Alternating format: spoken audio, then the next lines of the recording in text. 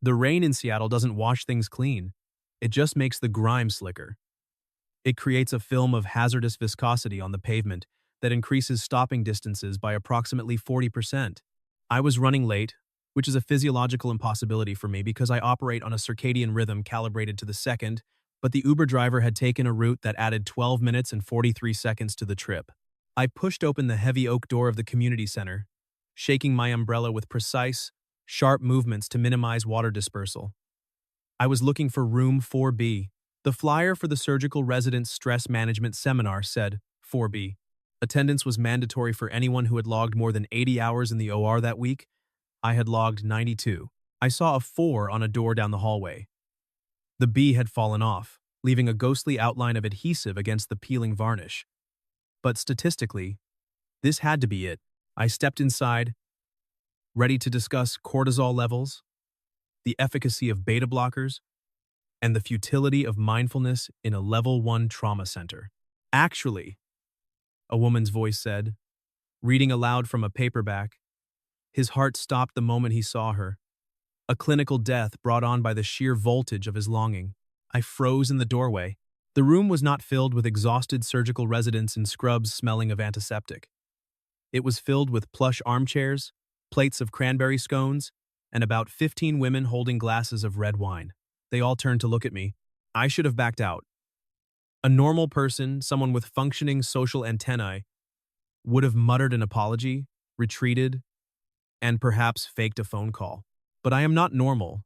I'm a trauma surgeon, and when I hear medical inaccuracies, my brain engages a correction protocol that bypasses my social filter entirely. That is physically impossible, I said, my voice projecting clearly across the room. The woman reading the one in the center wingback chair lowered the book. She was striking, not in a glossy, magazine way, but in a way that suggested texture and history. She had dark curls that were escaping a messy bun, secured by a pencil, and she wore a knit cardigan the color of oatmeal that looked softer than anything I owned. She was older than me, perhaps 40, with fine lines around her eyes that crinkled as she looked at me. "Excuse me?" she asked, her voice laced with amusement rather than irritation. "Cardiac arrest induced by visual stimuli," I explained, stepping further into the room to escape the draft from the hallway. "It implies a sudden cessation of myocardial function. While extreme emotional states can trigger Takotsubo cardiomyopathy, broken heart syndrome, it presents as acute heart failure, not immediate arrest, and certainly not from longing. It requires a massive catecholamine surge, usually associated with grief or terror, not romance." The room went dead silent. A woman in the front row blinked, her wine glass hovering halfway to her mouth. "Who is this guy?" The woman in the center chair didn't look annoyed. She looked curious. She closed the book, the Viscount's Eternal Vow, and placed it on her lap. "Takotsubo cardiomyopathy," she repeated, testing the syllables like they were a new flavor of tea. "Is that fatal?" "Rarely," I said, realizing I was still holding my dripping umbrella. "Mortality is less than 5% with supportive care.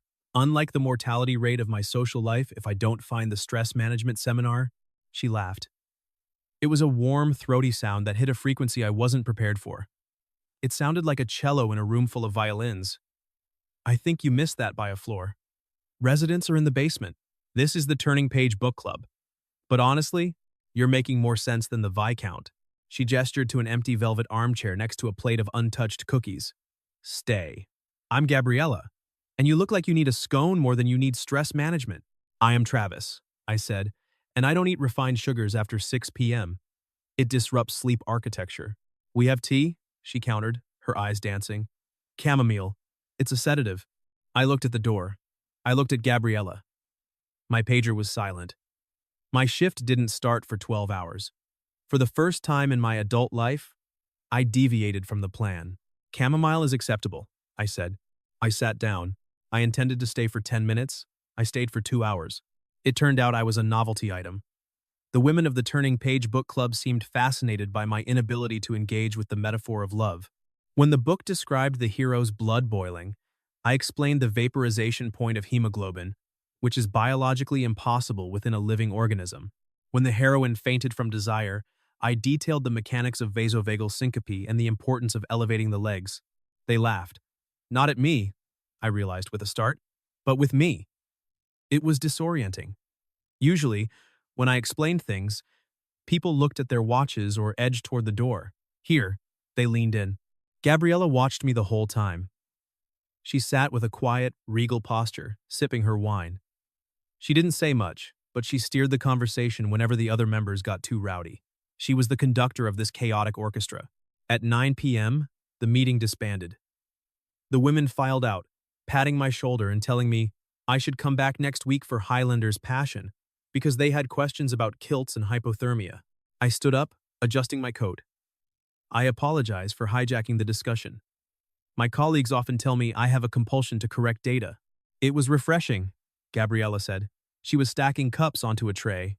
She moved slowly, favoring her right side, a subtle asymmetry in her gait. You have an antalgic gait? I said immediately. She froze, a cup hovering halfway to the tray. A what? You're minimizing the stance phase on your right leg. It suggests pathology in the hip joint. Osteoarthritis? Labral tear? Her smile tightened. The warmth dropped a few degrees. You're very observant, Travis. But I'm fine. Just an old war wound. War wound? Retail, she corrected. I own a bookstore. The Turning Page. Carrying boxes of hardcovers for 20 years takes a toll. Paper is heavier than it looks. You should have imaging done, I persisted. Chronic gait abnormalities lead to compensatory lumbar strain. The kinetic chain is unforgiving. If you ignore it, you will require spinal intervention within 5 years. She looked at me, her eyes searching my face. Do you ever just say, I hope you feel better? That would be a platitude, I said. I prefer solutions. Well, she said, picking up the tray again. I appreciate the diagnosis, doctor, but my insurance and I are in a bit of a disagreement. So unless you have a cure for bureaucracy, I'll stick to ibuprofen and denial. She turned and walked toward the small kitchen area. The limp was pronounced. Pain level likely a 6 out of 10, judging by the tension in her trapezius and the slight grimace she tried to hide. I stood there, watching her. I dealt with trauma, gunshots, car crashes, aortic dissections. I fixed things that were exploding. I didn't deal with chronic pain or insurance claims. Those were administrative problems, boring problems. But looking at Gabriella's straight back as she forced herself to walk normally, I felt a strange prickle of irritation. Not at her, at the inefficiency. I don't have a cure for bureaucracy, I called out. She turned back, raising an eyebrow. But I am excellent at triage, I said. And I have very legible handwriting. I showed up at her bookstore 3 days later. It was a Tuesday. My shift had ended at 4 p.m., a rare occurrence. Usually, I went home, reviewed surgical journals, and ate a meal prep container of grilled chicken and broccoli while listening to white noise.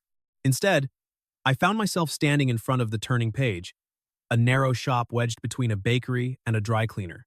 The window display was chaotic stacks of books forming a precarious tower that defied seismic safety codes. I walked in. A bell chimed. The smell of old paper and vanilla hit me a scent profile distinct from the antiseptic ozone of the hospital. Gabriella was behind the counter, wrestling with a large box of inventory. She winced as she lifted it. Stop, I said. She jumped, nearly dropping the box. I stepped forward, entered her personal space strictly for safety reasons, and took the box from her hands. It was heavy. At least 40 pounds. This exceeds the recommended lifting limit for someone with suspected hip pathology, I stated, placing the box on the counter. Travis? She wiped a strand of hair from her face. She looked tired. Are you stalking me? I am patronizing a local business, I said, and preventing a workers' compensation claim. Where does this go? The biography section. Back left. I carried the box. I shelved the books. I alphabetized them because the previous arrangement was chaotic. When I returned to the counter, she was watching me with that same amused expression she'd had at the book club. You alphabetized the memoirs, she noted. They were organized by color, I said, horrified. That is not a filing system. It is a cry for help. It's aesthetic, she teased. So, did you come here just to organize my inventory, or were you looking for a book on how to be less intense? I came to give you this. I reached into my pocket and pulled out a folded piece of paper. It wasn't a prescription. It was a list. I researched orthopedic specialists in the city, I said. I cross-referenced their outcomes data with your insurance network. Dr. Lin at Mercy has the highest success rate for hip preservation. But Dr. Henderson at City General My Hospital is better at fighting prior authorization denials. Gabriella took the paper. She stared at it. You did research? I had downtime during a clamp delay in the OR, I said. It was an efficient use of minutes. Travis, she said softly. My insurance denied the MRI. They said it's pre-existing and degenerative. They want me to do 6 months of physical therapy before they'll even look at it. That is standard protocol to minimize costs, I said. It is also medically unsound if there is a mechanical impingement. Physical therapy will only aggravate the inflammation. I know, she sighed. She leaned against the counter, taking weight off her right leg. But I can't afford the MRI out of pocket. The store. Margins are thin. I have to pay my employee, Bailey, and the rent went up. I can't justify spending $3,000 on a scan just to be told I need surgery I can't afford. She looked at me, and her mask slipped. I saw the fear. Not the fear of dying, I saw that every day on the trauma bay. This was the fear of living in pain. The fear of losing autonomy. Slot D, I thought. She sets her own terms to protect dignity. She wasn't asking for money. She was stating a constraint. I can fix the denial, I said. Peer-to-peer review, I explained. If a physician calls the medical director of the insurance company, we can override the automated denial. It requires specific terminology, functional impairment affecting activities of daily living, failure of conservative management. I speak their language. You'd do that? She asked. Why? Because, I said, looking at the chaotic shelves behind her. You make excellent chamomile tea, and your inventory system is giving me hypertension. If you are mobile, you can fix it. She laughed. It was a little wet this time. Okay, she said. Okay, Dr. Morales, you can fight my insurance. Excellent, I said. I will need your policy number and a copy of the denial letter. Also, do you have the Emperor of all maladies? I find the history of oncology soothing. The battle with the insurance company took 3 weeks. I became a fixture at the bookstore. I told myself it was strategic. I needed access to Gabriella to update her on the claim status. But deep down, I knew that wasn't true. I liked the quiet. I liked the way the light hit the dust motes in the afternoon. I liked Gabriella. I learned things about her. She was a widow. Her husband had died 5 years ago. She had opened the store with his life insurance money. It wasn't just a business. It was a memorial. That explained the tenacity. She learned things about me. She learned that I counted my steps. She learned that I hated cilantro. It tastes like soap to 14% of the population. She learned that I became a surgeon because chaos terrified me, and surgery was the ultimate imposition of order upon chaos. One rainy Thursday, I was sitting in the back room on the phone with Amos White, a medical director at Blue Cross who had clearly not read a medical journal since 1995. Dr. White, I said into my phone, my voice dropping an octave into my operating room commander tone. I am looking at the patient's gait analysis. The antalgic deviation is causing secondary scoliosis. If you deny the hip arthroscopy now, you are buying a spinal fusion in 5 years. Do the actuarial math. The surgery is $25,000. The fusion is $150,000. Do you want that on your quarterly variance report? I waited. Silence on the line. I knew I had him. Bureaucrats don't care about pain. They care about variance reports. Fine, Amos grunted. Approved. Fax the clinicals. I hung up. I felt the dopamine hit of a successful resuscitation. I walked out to the front of the store. Gabriella was helping a customer find a cookbook. She looked up, saw my face, and stopped. Well? She asked. Approved, I said. Dr. Henderson can schedule you for next week. Pre-op labs are ordered. Gabriella put her hand over her mouth. The customer looked confused. Excuse me, Gabriella whispered to the customer. She walked around the counter. She didn't run, she couldn't, but she moved with purpose. She stopped in front of me. You did it, she said.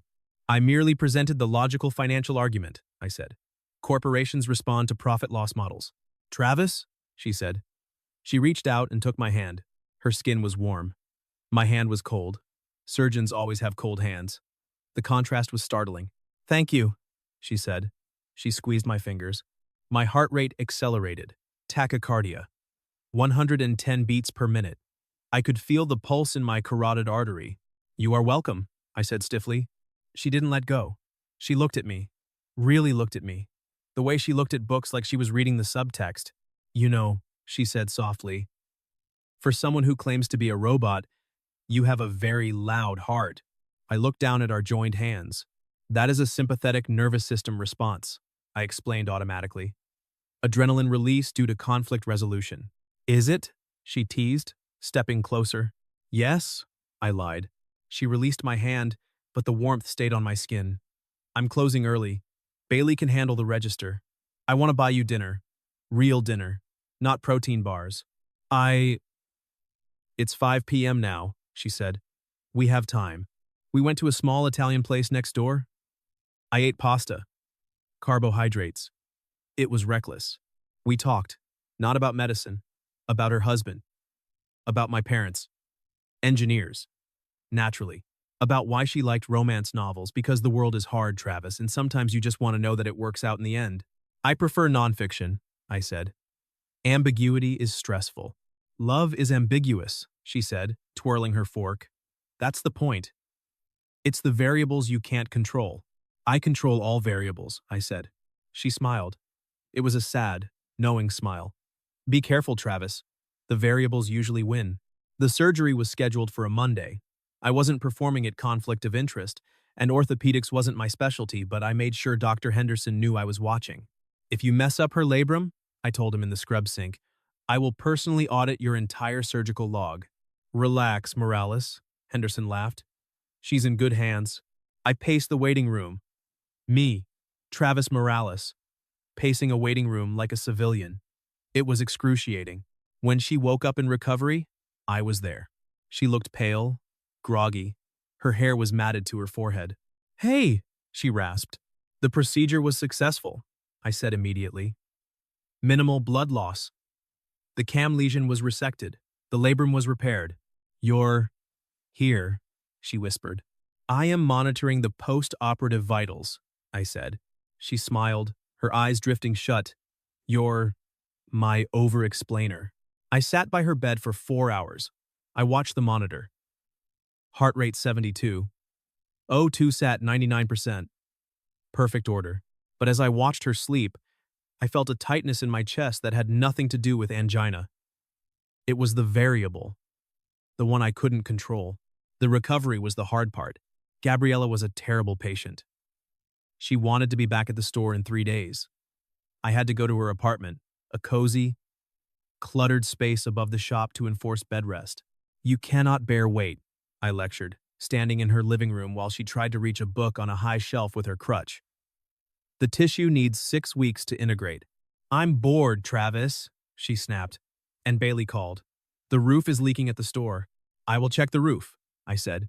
You're a surgeon, not a roofer. I understand structural integrity, I argued. I went to the store. I put a bucket under the leak. I called a contractor. Then I went back to her apartment and made her soup. We fell into a routine. I would finish my shift, come over, check her incision, bring her food, and then we would sit. She would read. I would read medical journals. It was domestic. It was terrifying. One night, 3 weeks post-op, we were sitting on her couch. It was raining again.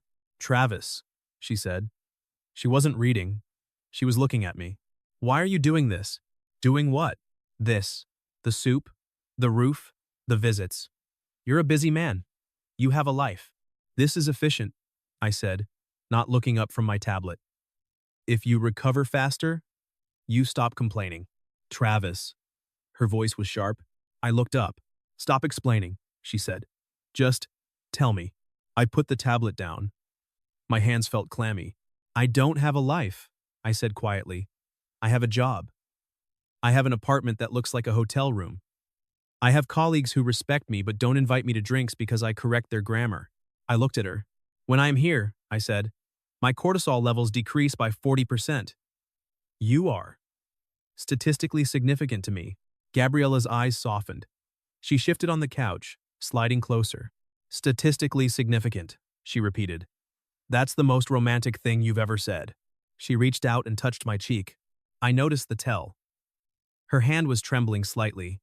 She was nervous. Gabriella, the woman who commanded a room of book clubbers, was nervous about me. I leaned into her touch. Gabriella, I said. My pager went off. The sound was like a gunshot in the quiet room. I pulled it off my belt. Mass casualty event. Downtown bus crash. All hands. I stared at the screen. The world, the chaotic, bloody world, was calling me back. Go, she said. She saw the look on my face. She knew. I have to, I said, standing up. It's a bus crash. I know, she said. Go save lives, Travis. I ran out the door. I didn't kiss her. I didn't say goodbye. I just engaged the protocol. The next 48 hours were a blur of red. The ER was a war zone. Amputations, craniotomies, spleens that looked like hamburger meat. I operated for 36 hours straight. I was a machine. I was precise, cold, and perfect. But in the quiet moments, while I was scrubbing out between cases, I saw her face. I felt her hand on my cheek, and I felt detached. This was my inner wound. #6. Career. Obsession. The hospital demanded everything. It demanded that I be empty so I could fill the void with other people's survival. If I let Gabriella in, if I let myself care, would I lose my edge? Would my hands shake? When the dust settled, I sat in the locker room, staring at my phone. But I didn't. I was scared. I realized that the variable was too dangerous. If I loved her, I had something to lose, and in my line of work, losing was unacceptable. I put the phone down. I went home. I slept for 12 hours, and then I didn't go back to the bookstore. A week passed, then 2. I tried to tell myself it was for the best. I focused on work, but the silence in my apartment was deafening. One evening, about 10 days after the crash, I found myself driving. I didn't input the coordinates, but my car knew where to go.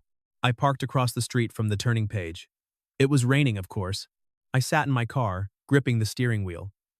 I could see through the front window. Gabriella was there. She was standing without crutches. Dr. Henderson's work was holding up. She was laughing at something Bailey said. She looked radiant. She looked whole. She looked fine without me. I looked at my hands. They were surgeon's hands. Steady. Cold. They were made for cutting, for fixing broken things.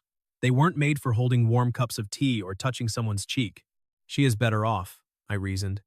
I bring blood and noise. She needs quiet. I watched her for another minute, aching in a way that had no anatomical location. Then I started the car and drove away. Another week passed. I was in the break room, drinking terrible coffee. Rocco, the anesthesiologist, sat down opposite me. You look like hell, Morales, Rocco said. I am fatigued, I said. It is expected. No, Rocco said. You look. It was unnatural. I stared into my coffee. I met someone, I admitted, and I stopped seeing her. Because she is a distraction. Focus is the primary requirement of our profession. Rocco laughed. He shook his head. Otherwise, you're just going to float away into the blood and the noise. He stood up. Go fix it. You fix hearts, right? Go fix your own. I drove to the bookstore. I drove to her apartment. The lights were off. Panic, cold and sharp, spiked in my chest. Had something happened? A complication? A fall? I called her. Straight to voicemail. I called Bailey. No answer. I drove to the hospital. I walked to the ER desk. The charge nurse, Sarah, looked up. Dr. Morales? You're not on call. I need to know if a Gabriella Clark has been admitted, I said, trying to keep my voice even, or visited the ER in the last 24 hours. Sarah typed into the system. Clark. No. No Gabriella Clark. Are you sure? Positive. Why? No reason, I said, exhaling. She wasn't hurt. I went back to the bookstore. It was 9 p.m. I stood on the sidewalk, looking at the dark window. Then I saw it. A small sign taped to the glass. Closed for private event. I peered through the glass. Inside, there were candles. People. The book club. I tried the door. Locked. I knocked. A woman opened it. One of the ladies from the first night. She squinted at me. The doctor? She said. I need to see Gabriella, I said.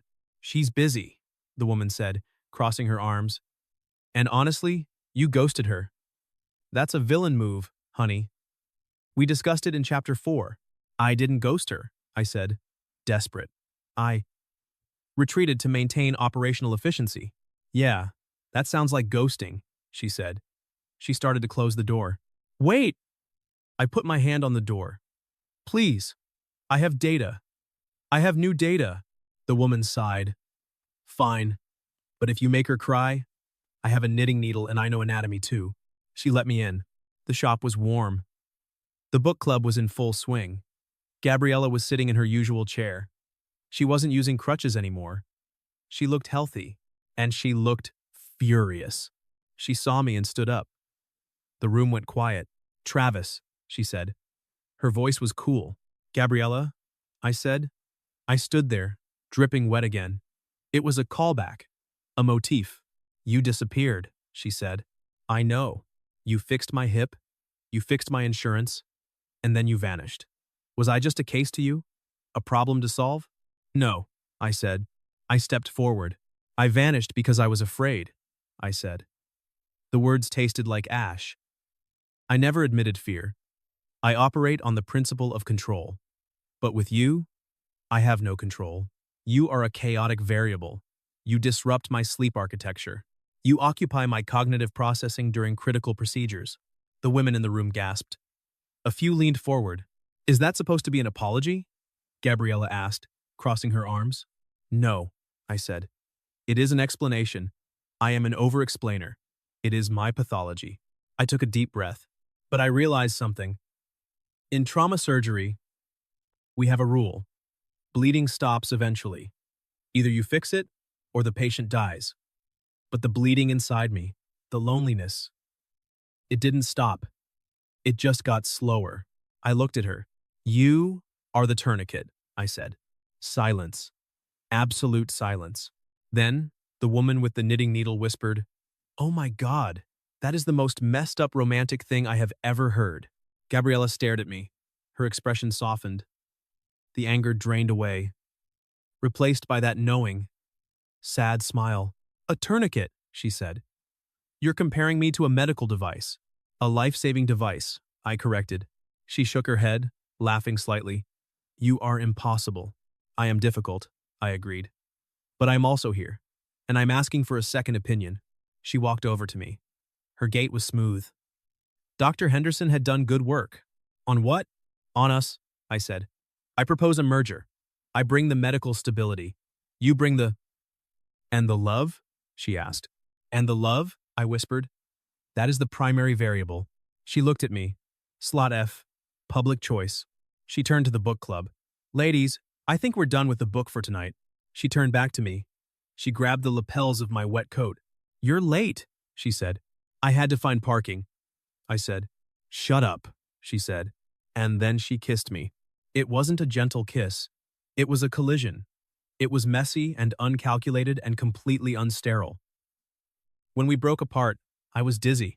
Diagnosis? She asked, grinning. Acute euphoria, I said, breathless. Prognosis. Excellent. The climax wrapper? Beat 1-0 hospital bed vigil? Inverted? 6 months later. I sat in my living room. It used to be empty, minimalist, gray, sterile. Now, there was a stack of books on the coffee table, a throw blanket that shed lint on my pristine sofa. Gabriella was sitting next to me, her legs draped over my lap. We were watching a documentary.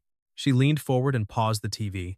Travis, she said, you're staring at the tea.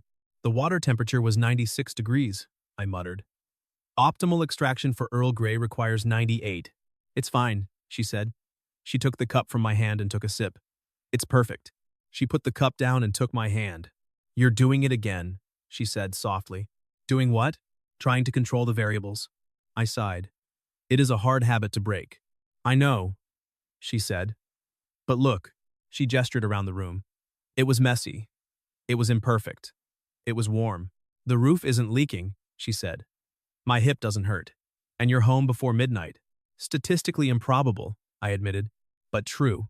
She reached into her pocket and pulled out a key. A simple brass key on a ring with a small book charm. For the bookstore, she said. So, you don't have to break in next time you want to organize the biographies? I took the key. It felt heavy, grounding. I have a counteroffer, I said. I pulled a key from my pocket. My apartment key. For this place, I said. So you can bring more chaos. She smiled. I kissed her forehead. Outside, the Seattle rain battered the window, slick and gray. But inside, it smelled like vanilla and old paper. I didn't need to check my pulse. I knew it was steady. The end. Closing thoughts. Core lesson. Resilience isn't just about enduring pain alone. It's about having the courage to let someone else help you carry the weight. True strength is admitting that even the strongest structures need support to stay standing. Engagement. If you enjoyed Travis and Gabriella's story, please like and subscribe so we can share more stories like this.